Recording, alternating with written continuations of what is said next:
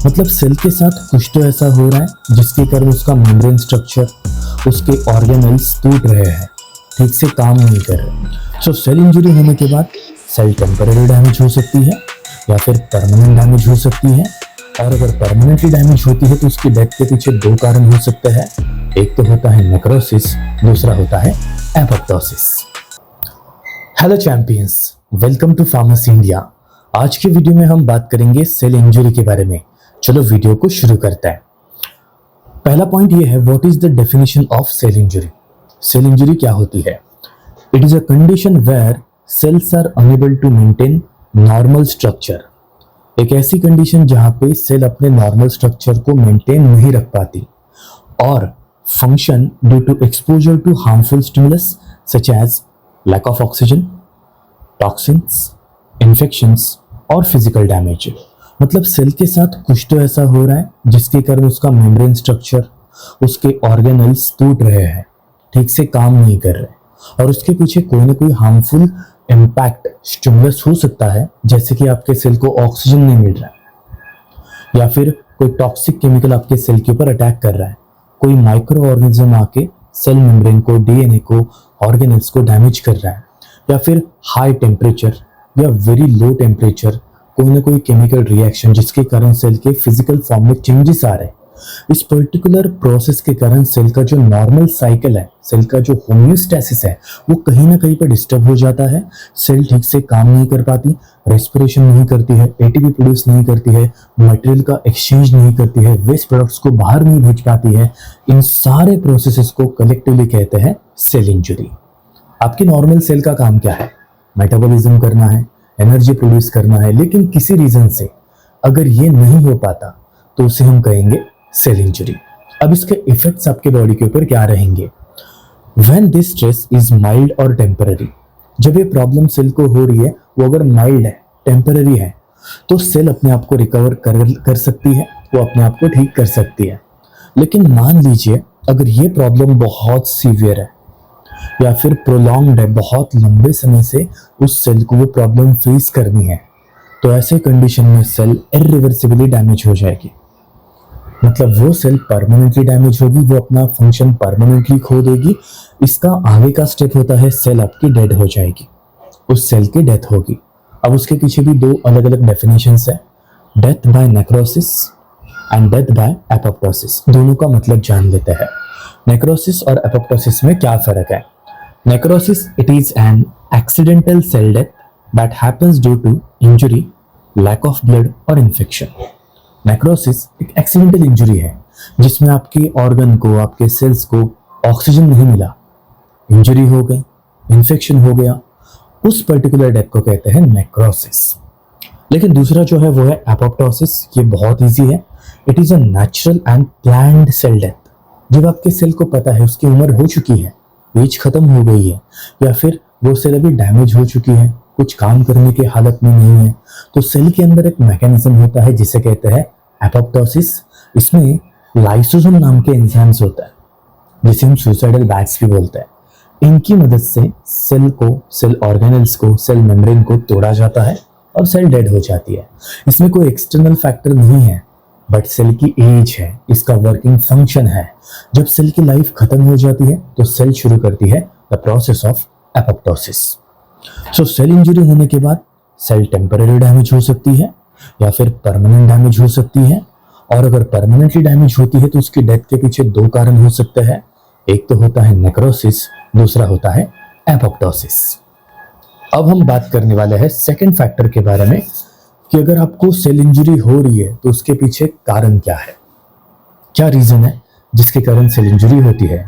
पहला कारण है हाइपोऑक्सिया। हाइपोक्सिया, हाइपो मतलब कम, ऑक्सिया मतलब ऑक्सीजन। जब आपको बहुत कम मात्रा में ऑक्सीजन मिल रहा है, that condition is hypoxia. Oxygen is essential part of ATP production in the cell. आपके बॉडी में जो एटीपी बनते हैं वो ऑब्वियसली ऑक्सीजन की मदद से ही बनते हैं। जब ग्लूकोज का मेटाबॉलिज्म होता है, पायरुविक एसिड प्रोड्यूस होता है, पायरुविक एसिड की एंट्री क्रेब साइकिल में होती है, वहां से जाके जब ऑक्सीजन मिल जाता है तो एटीपी प्रोड्यूस होता है। Without oxygen energy dependent process fails. Oxygen के बिना वो प्रोसेस कंप्लीट नहीं हो सकती जिसके लिए एनर्जी की जरूरत है। Leads to cell swelling. इससे क्या होगी, इससे क्या होगा, आपकी जो सेल है वो एनर्जी के बिना स्वेल हो जाएगी, उसका मेम्ब्रेन जो है वो डैमेज होगा और इवेंचुअली इस सेल की डेथ कंफर्म है। मतलब विदाउट ऑक्सीजन वो सेल अपने आप को जिंदा नहीं रख पाएगी, क्योंकि ATP is the source of energy और एटीपी बनाने के लिए हमें ऑब्वियसली ऑक्सीजन की बहुत ज्यादा नीड है। सो कॉमनली हाइपोक्सिया होने के पीछे कारण होता है इश्चेमिया, एक ऐसी प्रॉब्लम जिसमें आपके ऑर्गन को ब्लड सप्लाई जो है वो रिड्यूस हो जाता है। अब ऑर्गन को ब्लड सप्लाई रिड्यूस कब होता है, जब आपकी ब्लड वेसल्स में बैड कोलेस्ट्रॉल का डिपोजिशन होने लगता है, ब्लड क्लॉटिंग होने लगती है। इससे आपका ब्लड फ्लो रेस्ट्रिक्ट होता है और बहुत कम मात्रा में ब्लड फ्लो होने के कारण ऑर्गन को ठीक से ब्लड नहीं पहुंचता और उसका फाइनल इफेक्ट क्या होगा, इश्चेमिया। या फिर आपका रेस्पिरेटरी सिस्टम किसी रीजन से फेल हो चुका है, ठीक से आपके बॉडी के अंदर ऑक्सीजन आ नहीं रहा है, या फिर किसी इंसान को अगर एनीमिया की प्रॉब्लम है, हीमोग्लोबिन की डेफिशिएंसी है, तो फिर हाइपोक्सिया हो सकता है, क्योंकि haemoglobin is the main site for the oxygen supply. आपके ब्लड के अंदर आरबीसीज में हीमोग्लोबिन होता है जो ऑक्सीजन को एक लोकेशन से दूसरी लोकेशन पे कैरी करता है। लेकिन अगर इनमें से कोई भी फैक्टर आ जाता है तो अल्टीमेटली ऑक्सीजन का जो सप्लाई है वो रुक जाएगा और सेल डेथ हो जाएगी। देन केमिकल एजेंट्स, जैसे कि कुछ मेडिसिन, कुछ टॉक्सिन्स, कुछ पॉइजन्स, अल्कोहल, कुछ ड्रग्स, ये कुछ मेडिसिन है, ये कुछ केमिकल्स हैं जो आपकी सेल मेम्ब्रेन को डैमेज करता है। ऑब्वियसली जो सेल मेम्ब्रेन है वो होता है फॉस्फोलिपिड बाइलेयर से बना हुआ, layer number 1 and this is layer number 2। इसके बीच में प्रोटीन मॉलिक्यूल्स होते हैं, कोलेस्ट्रॉल मॉलिक्यूल्स होते हैं, और ये जो मेम्ब्रेन है ये सेमी परमिएबल मेम्ब्रेन है। सेमी परमिएबल मेम्ब्रेन है। ये सेमी परमिएबल मेम्ब्रेन क्या करता है, इसेंशियल चीजों को अंदर आने की परमिशन देता है, जो चीज नहीं चाहिए उसे बाहर वो फ्लो आउट होने के लिए मदद करता है। लेकिन अगर केमिकल एजेंट सेल मेम्ब्रेन को डैमेज करता है, उसके प्रोटीन स्ट्रक्चर को डिग्रेड कर देते हैं, डीएनए को अफेक्ट करते हैं, तो फिर सेल का पूरा साइकिल ब्रेक हो सकता है और इससे सेल इंजर हो सकती है। एग्जाम्पल, पैरासिटामोल को ज्यादा कंज्यूम करेंगे तो लिवर के अंदर के छोटे छोटे सेल्स जो है जिन्हें हम हेपेटोसाइट्स कहते हैं वो डैमेज हो सकते हैं, आपका लिवर जो है परमानेंटली डैमेज हो सकता है।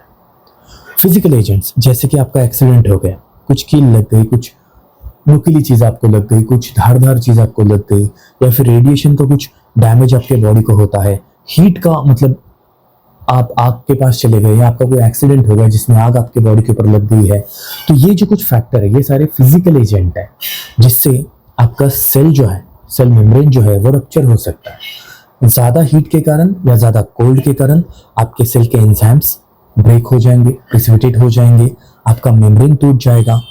रेडिएशन के कारण सीधा डैमेज होता है डीएनए के अंदर, म्यूटेशंस क्रिएट होते हैं, डीएनए ब्रेक हो सकता है। ये सारी फिजिकल एक्शन है जहाँ पे सेल किसी न किसी फिजिकल एजेंट के कांटेक्ट में आती है और सेल के साथ इंजरी क्रिएट होती है। तो ये तीसरा फैक्टर था फिजिकल एजेंट। तो hypoxia, lack of oxygen, chemical agents, drugs and toxins, physical agents, trauma, radiation and heat. और भी फैक्टर्स है जैसे कि इन्फेक्शन। हमें हर साल बहुत सारे बैक्टीरिया एंड बहुत सारे वायरस इन्फेक्ट करता है। हमारी इम्यून सिस्टम इतनी स्ट्रांग है कि हमारे पास बहुत सारे एंटीबॉडीज हैं जो पुराने माइक्रो ऑर्गेनिजम्स को मार सकते हैं जिन्होंने हमें इन्फेक्शन किया है। लेकिन जो नए माइक्रोब्स हमारे बॉडी के अंदर आते हैं उन्हें मारने के लिए हमारी एंटीबॉडी सिस्टम बनी हुई है, हमारी इम्यून सिस्टम है। लेकिन ये जो इन्फेक्शन है उसके जो टॉक्सिन्स है बैक्टीरिया के, ये हमारे सेल मेम्ब्रेन को डैमेज करते हैं। Example, tetanus toxins. वायरस जो है वो सेल को इन्वेड करते हैं, सेल की मशीनरी को हाईजैक करते हैं और फिर अपने रेप्लिका बनाते हैं। आपने लाइटिक साइकिल के बारे में सुना होगा। एक वायरस पार्टिकल एक बैक्टीरिया सेल के अंदर अपने जेनेटिक मटेरियल को पेनिट्रेट करता है, अपनी रेप्लिका बनाता है और उसे दूसरे सेल को इन्फेक्ट करने के लिए भेज देता है। This is called as lytic cycle. और इस लाइटिक साइकिल की मदद से वायरस अपने आप को मल्टीप्लाई करता है, दूसरे सेल को इन्फेक्ट करता है, इससे भी सेल इंजरी क्रिएट होती है। इंसानों के लिए भी सेम है, बैक्टीरिया के लिए भी सेम है। फिर है इम्यूनोलॉजिकल रिएक्शंस, जैसे कि ऑटो इम्यून डिसीजेस। कुछ ऐसी बीमारियां होती है जो आपके इम्यून सिस्टम के कारण क्रिएट होती है। आपके बॉडी के अंदर 5 टाइप के एंटीबॉडीज हैं, IgG, IgA, IgM, IgE and IgD. ये एंटीबॉडीज कभी कभी ओवर एक्टिव हो जाता है, आपके बॉडी के नॉर्मल केमिकल्स को भी एंटीजेंस की तरह, बैक्टीरिया की तरह ट्रीट करता है। और इससे क्या होता है, एंटीबॉडीज का अटैक आपके जॉइंट्स के ऊपर होने लगता है, आपके जॉइंट्स डिस्ट्रॉय हो जाते हैं और उससे एक बीमारी क्रिएट होती है, जिसका एक एग्जांपल है रोमेटॉइड अर्थराइटिस। ऐसा और एक एग्जांपल है मायस्थेनिया ग्रेविस, जिसमें एंटीबॉडीज आपके मसल्स के ऊपर अटैक कर देते हैं, आपके मसल्स को वीक करते हैं, न्यूरोमस्कुलर जंक्शन को तोड़ देते हैं। तो ये कुछ प्रॉब्लम्स हैं जो इम्यूनोलॉजिकल रिएक्शन के कारण क्रिएट होती है। फिर आता है न्यूट्रिशनल इम्बैलेंसेस। आप न्यूट्रिशन में क्या खाते हैं? Carbohydrates, fats, proteins, vitamins, minerals and water. अगर इनमें से किसी इंग्रेडिएंट को आप बहुत लंबे समय के लिए लेना, कंज्यूम करना बंद करते हैं तो उसकी डेफिशिएंसी क्रिएट होगी, या फिर आप उसे ज़्यादा कंज्यूम करते हैं तो उसकी टॉक्सिसिटी होगी, और इससे सेल का मेटाबॉलिज्म जो है वो कहीं ना कहीं पे डिस्टर्ब होता है। जैसे कि विटामिन सी की डेफिशिएंसी होने के बाद आपके बॉडी में कोलेजन फाइबर जो है वो वीक हो जाता है और आपको स्कर्वी नाम की बीमारी क्रिएट होती है। फिर आता है जेनेटिक डिफेक्ट्स। कभी कभी क्या होता है, आपके डीएनए के अंदर कुछ ऐसे म्यूटेशंस आ जाते हैं, कुछ ऐसे एबनॉर्मल प्रोटीन्स बनते हैं जिससे आपके एंजाइम्स, उनका फंक्शन डिफेक्टिव बन जाता है। आपके सेल की जो ग्रोथ होनी चाहिए थी वो प्रॉपरली हो नहीं पाती। इसका एक एग्जांपल है सिकल सेल एनीमिया। एनीमिया का एक ऐसा टाइप जिसमें डिफेक्टिव हीमोग्लोबिन प्रोड्यूस होता है, डिफेक्टिव आरबीसीज प्रोड्यूस होते हैं, और ये आरबीसीज आपके कोई किसी काम के नहीं है, इससे आपका कोई फायदा नहीं होता। ऑक्सीजन का सप्लाई उल्टा घट जाता है और सेल इंजरी होने के चांसेस बढ़ जाता है। तो ये था सातवां factor, which is also called as genetic factor. तो ये थे 7 फैक्टर्स जिनके कारण हमें सेल इंजरी होती है। अब सवाल ये है कि पैथोजेनेसिस कैसे होता है, एग्जैक्ट मैकेनिज्म क्या है जिसके कारण सेल इंजरी क्रिएट होती है। तो चलो एक एक करके हम इसे डिस्कस करेंगे। तो पहला पॉइंट आता है एटीपी डिप्लीशन। बहुत सारे फैक्टर्स हैं जिनके कारण आपका एटीपी प्रोडक्शन बंद हो सकता है। मेन फैक्टर है कि आपका माइटोकॉन्ड्रिया जो है वो डैमेज हो चुका है, या फिर आपके बॉडी के अंदर ऑक्सीजन का सप्लाई कम हो चुका है। But major factor is mitochondrial dysfunction. तो एटीपी डिप्लीशन के पीछे 2 मेन कारण आते हैं, hypoxia, low level of oxygen, and दूसरा है माइटोकॉन्ड्रियल डिसफंक्शन। अब इसका इफेक्ट क्या होगा आपके बॉडी के ऊपर? पहला effect, sodium potassium ATPase pump आपका फेल हो जाएगा। ये पंप फेल होने के कारण आपके सेल के अंदर सोडियम आयंस का डिपोजिशन होगा, क्योंकि ये पंप एटीपी के ऊपर डिपेंड है, और एटीपी अवेलेबल नहीं है तो सोडियम आयंस सेल के अंदर एक्यूमुलेट होंगे। जितने सोडियम आयंस सेल के अंदर ज्यादा रहेंगे वहां पे उतना ज्यादा वाटर आएगा। एक चीज याद रखना, आप जितना ज्यादा सोडियम खाते हैं आपके बॉडी में उतना ज्यादा वाटर रिटेन होता है। तो अल्टीमेटली सोडियम आयंस का एक्यूमुलेशन सेल के अंदर ज्यादा होने के कारण वाटर का एक्यूमुलेशन बढ़ेगा और ये सेल को स्वेल करेगा। इमेजिन कीजिए ना, ये आपकी आरबीसी है, इसके अंदर वाटर एक्यूमुलेट होगा तो ये सेल ऐसी दिखेगी, फूल जाएगी, और ये कितने समय के लिए ये स्ट्रेस झेल पाएगी? कुछ समय के बाद ये फूटने वाली है। अब बॉडी के अंदर एटीपी तो नहीं है तो ग्लूकोज का मेटाबॉलिज्म नहीं होगा, प्रोटीन सिंथेसिस जो है वो आपका रुक जाएगा और आपकी बॉडी शिफ्ट करेगी एनएरोबिक ग्लाइकोलाइसिस प्रोसेस में। ऐसी प्रोसेस जिसमें ऑक्सीजन नहीं है, उस प्रोसेस में एनएरोबिक मोड को यूज करके ग्लूकोज एनर्जी बनाई जाती है, ग्लूकोज को ब्रेक किया जाता है, लेकिन इस प्रोसेस में लैक्टिक एसिड प्रोड्यूस होता है। ये पॉइंट याद रखना, anaerobic glycolysis causes buildup of lactic acid, और इससे आपके बॉडी का जो पीएच है वो लो हो जाता है और लैक्टिक एसिडोसिस की प्रॉब्लम शुरू हो जाती है। फिर आता है माइटोकॉन्ड्रियल डैमेज। माइटोकॉन्ड्रिया को हम power house of the cell भी कहते हैं, एक ऐसा कंपोनेंट जो आपके बॉडी में एटीपी को प्रोड्यूस करता है, लेकिन इसे डैमेज करने के लिए टॉक्सिन्स रिस्पॉन्सिबल है, कुछ कैल्शियम आयंस भी रिस्पॉन्सिबल है, ऑक्सीडेटिव स्ट्रेस भी रिस्पॉन्सिबल है, और इससे क्या होता है, माइटोकॉन्ड्रिया के मेम्ब्रेन के अंदर जो पोटेंशियल है एटीपी प्रोड्यूस करने का वो डिक्रीज होता है। तो एटीपी प्रोडक्शन की प्रोसेस यहाँ पे स्टॉप हो चुकी है, तो अल्टीमेटली माइटोकॉन्ड्रिया ना चाहते हुए साइटोक्रोम सी को रिलीज करता है, और ये साइटोक्रोम सी जो है ये एक एंजाइम को एक्टिवेट करता है जिससे एपोप्टोसिस शुरू होगा, जिसे हम लाइसोजाइम का फंक्शन भी बोलते हैं। Lysozymes are also called as suicidal bags of your body, और इससे शुरू होता है प्रोग्राम सेल डेथ। तो ये दूसरा फैक्टर था जिसके कारण सेल इंजरी होती है। तीसरा मैकेनिज्म है कैल्शियम इन्फ्लक्स। जब आपके बॉडी में कैल्शियम का ओवरलोड होगा बहुत ज़्यादा मात्रा में जब आपके बॉडी में कैल्शियम आता है, सो इससे क्या होता है, प्रोटीज एंजाइम एक्टिवेट हो जाता है, फॉस्फोलाइपेज एंजाइम एक्टिवेट होता है, एंडोन्यूक्लियोजेस एक्टिवेट हो जाता है। और इससे क्या होगा, प्रोटीजेस वो एंजाइम्स हैं जो आपके प्रोटीन्स को ब्रेक करेंगे, फॉस्फोलाइपेज वो एंजाइम्स हैं जो आपके सेल मेम्ब्रेन के प्रोटीन्स को, सेल मेम्ब्रेन के स्ट्रक्चर को तोड़ देंगे, क्योंकि हमारा सेल मेम्ब्रेन जो है फॉस्फोलिपिड से बना हुआ है और फॉस्फोलाइपेज एंजाइम इन लिपिड्स को ब्रेक कर देंगे। एंडोन्यूक्लियोजेस डीएनए को कट करेंगे। अब सोचिए, प्रोटीन्स भी नहीं है, सेल मेम्ब्रेन भी नहीं है, डीएनए भी नहीं है, तो सेल बचेगी? बिल्कुल भी नहीं। सेल स्ट्रक्चर पूरी तरीके से खत्म हो जाएगा।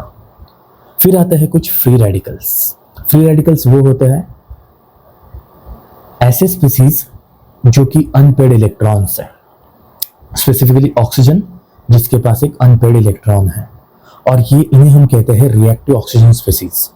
ये रिएक्टिव ऑक्सीजन स्पीसीज का मेन टारगेट होता है सेल मेम्ब्रेन, और सेल मेम्ब्रेन को डैमेज क्रिएट करके ये इन्फ्लेमेशन प्रोड्यूस करता है। इससे आपके प्रोटीन सिंथेसिस का स्ट्रक्चर जो है, प्रोटीन्स का जो स्ट्रक्चर है वो टूट जाता है, प्रोटीन सिंथेसिस की प्रोसेस जो है वो ब्रेक हो जाती है, डीएनए के अंदर म्यूटेशंस क्रिएट होते हैं, डीएनए ब्रेक हो जाता है। ये सारे फ्री रेडिकल्स के प्रॉब्लम है। तो फ्री रेडिकल जो है वो मेनली हमारे लिपिड मेटाबॉलिज्म को अफेक्ट करता है, डीएनए के स्ट्रक्चर को डैमेज करता है, प्रोटीन को डीनेचुरेट करता है। इसी रीजन से बॉडी एंटीऑक्सीडेंट्स को भी बनाती है, और कुछ एंटीऑक्सीडेंट्स हम हमारे फूड से लेते हैं, जैसे कि vitamin C and vitamin E. ये जनरली रिएक्टिव ऑक्सीजन स्पीसीज के अगेंस्ट प्रोटेक्शन प्रोवाइड करने का काम करता है। तो ये था चौथा फैक्टर, फ्री रेडिकल्स के कारण हमें सेल इंजरी होती है। अब आता है next factor, that is membrane damage. जैसे कि मैंने बोला, मेम्ब्रेन डैमेज के पीछे मेन कारण होता है reactive oxygen species, toxins, phospholipase enzyme activation, या फिर डायरेक्ट ट्रॉमा। ज़्यादातर time direct trauma and reactive oxygen species जो है वो हमारे मेम्ब्रेन को डैमेज करते हैं। इसका कॉन्सिक्वेंसेस ये है, परमेबिलिटी जो है सेल की वो डिक्रीज हो जाएगी। कौन से कंपोनेंट को अंदर आना चाहिए और कौन से कंपोनेंट को बाहर जाना चाहिए, ये डिसीजन सेल नहीं ले पाएगी। इसे बोलते हैं लॉस ऑफ सिलेक्टिव परमेबिलिटी। फिर सेल के अंदर का कंटेंट जो है बाहर लीक होने लगेगा। ये सेल के अंदर जो कुछ भी प्रेजेंट है, सेल मेम्ब्रेन डैमेज होने के बाद ये सारी चीजें बाहर लीक होने लगेगी, जिससे सेल की स्टेबिलिटी खत्म हो जाएगी। ऑर्गेनल्स स्वेल होने लगेंगे, रप्चर हो जाएंगे, और अल्टीमेटली सेल सर्वाइव नहीं करेगी, डेड हो जाएगी। Protein misfolding and DNA damage. Proteins हमारे बॉडी के बिल्डिंग ब्लॉक्स हैं। बॉडी की मेजॉरिटी ऑफ द फंक्शन, ज्यादातर फंक्शंस प्रोटीन्स की मदद से ही होते हैं। एंड प्रोटीन अगर मिसफोल्ड हो गए, उनके अंदर जेनेटिक म्यूटेशन अगर आ जाता है, ऑक्सीडेटिव स्ट्रेस आता है, हीट शॉक मतलब आप किसी सेल को अगर हीट के बाजू में लेकर या हीट के कांटेक्ट में अगर लाकर रखता है, तो एक टाइम आता है जिसके बाद ये हीट उसके मेम्ब्रेन को डैमेज कर देती है, और इस डैमेज के कारण सेल का कंटेंट जो है वो टूट जाता है, और अल्टीमेटली सेल की डेथ हो जाती है। सो मिसफोल्डेड प्रोटीन जो है वो सेल के नॉर्मल फंक्शन को डिस्टर्ब कर देता है। एंड अगर डीएनए डैमेज हो गया तो प्रोटीन सिंथेसिस की प्रोसेस ब्लॉक हो जाती है, और जब डीएनए डैमेज हो जाता है तो सेल अपने आप को रिपेयर नहीं कर पाती। अल्टीमेटली सेल अपोप्टोसिस के प्रोसेस को शुरू कर देती है by activating one protein, p53 protein. एक ऐसा प्रोटीन जो आपको कैंसर होने से बचाता है, एक ऐसा प्रोटीन जो ट्यूमर्स को सप्रेस करता है, जिससे कि आपको कैंसर डेवलप नहीं होगा। सो ये थे हमारे 6 मैकेनिज्म्स जिससे कि आपके बॉडी में सेल इंजरी क्रिएट होती है। तो ये था हमारा एक छोटा सा लेक्चर जिसमें हमने ये कवर किया सेल इंजरी की डेफिनेशन क्या है। फिर हमने ये डिस्कस किया कि सेल इंजरी के पीछे कॉजेस कौन कौन से हैं। पहला cause hypoxia, chemical agent, physical agent, infections, immunological reactions, nutritional imbalances, genetic factor. फिर मैकेनिज्म ऑफ सेल इंजरी में हमने ATP depletion, mitochondrial damage, calcium influx और calcium overload, free radical injury, membrane damage and protein misleading, इन process को discuss किया। I hope इस video से आपको कुछ सीखने के लिए मिला होगा। एक क्वेश्चन तो आपका क्लियर हो गया, what is cell injury and its pathogenesis, what are the causes of cell injury. इस क्वेश्चन को आप आराम से लिख सकते हैं। ऐसे कॉन्सेप्ट्स को सीखने के लिए फार्मेसी इंडिया से जुड़े रहिए। फार्मेसी इंडिया प्लस चैनल जो है उसे सब्सक्राइब कर लीजिए, ताकि आगे के वीडियो में हम और भी टॉपिक्स को डिस्कस कर सकें। मिलते हैं नेक्स्ट वीडियो में। All the best and thank you.